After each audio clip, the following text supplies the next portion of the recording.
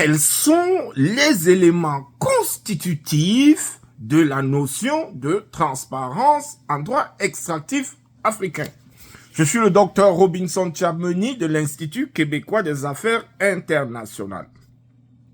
Alors, dans cette vidéo, je voudrais proposer de décortiquer la notion de transparence, de dégager les éléments caractéristiques, les principaux éléments qui caractérisent cette notion fondamentale dans la gouvernance extractive sur le continent africain, et je voudrais mener cet exercice à partir de l'article du professeur Jean-Claude Nintedem sur la transparence en droit minier africain. Alors, le professeur Jean-Claude Nintedem, pour faire sa démonstration, pour dégager les éléments constitutifs de la notion de transparence qu'il dit imposer dans les codes miniers africains, il va convoquer le code minier de la République démocratique du Congo, notamment en son article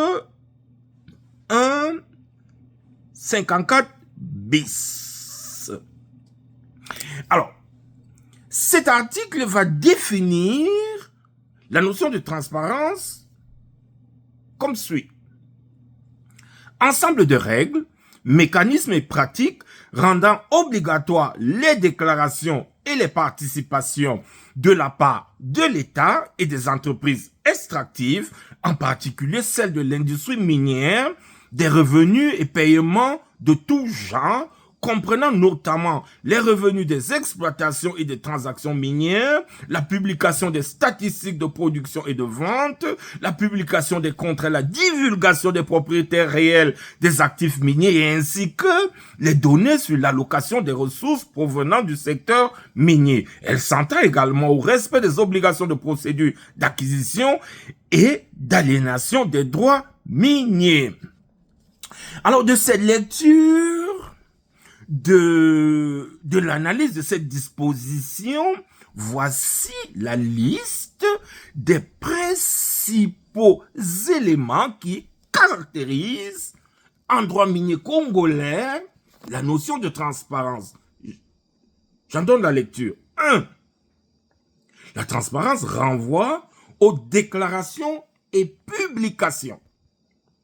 Deuxièmement, la transparence renvoie à des acteurs principaux qui sont l'État africain et les multinationales minières qui opèrent en Afrique. Troisièmement, la transparence va renvoyer aux revenus et à tout genre de paiement lié à l'exploitation minière ou pétrolière. Quatrièmement, la transparence va renvoyer à la publication des statistiques sur la production minière et la vente des produits extraits des sous-sols africains.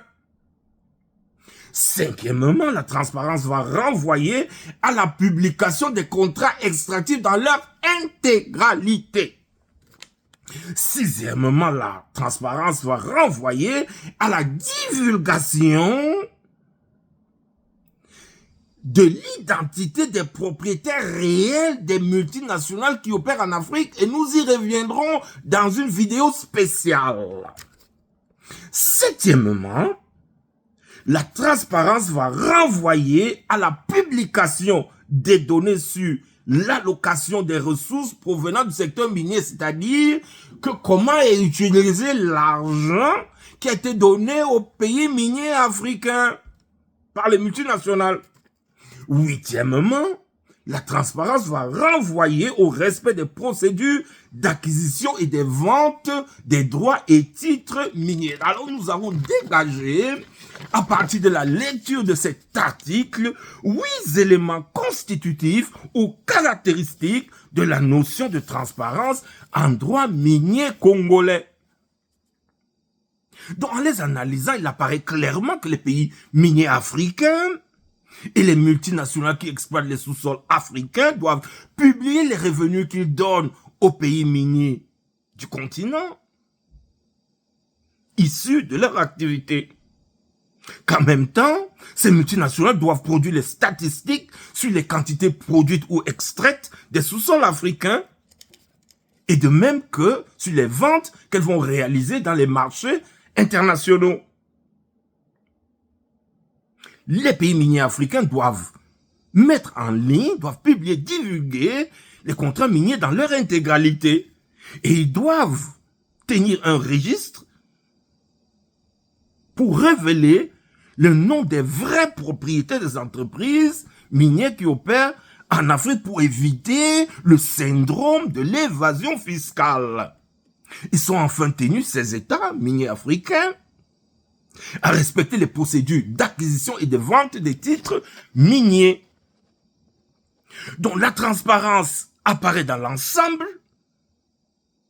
comme un ensemble d'obligations processuelles à la charge des gouvernements africains et des multinationales étrangères qui opèrent en Afrique, visant à garantir une saine et efficace gestion des revenus issus de l'exploitation des faramineuses richesses des sous-sols africains.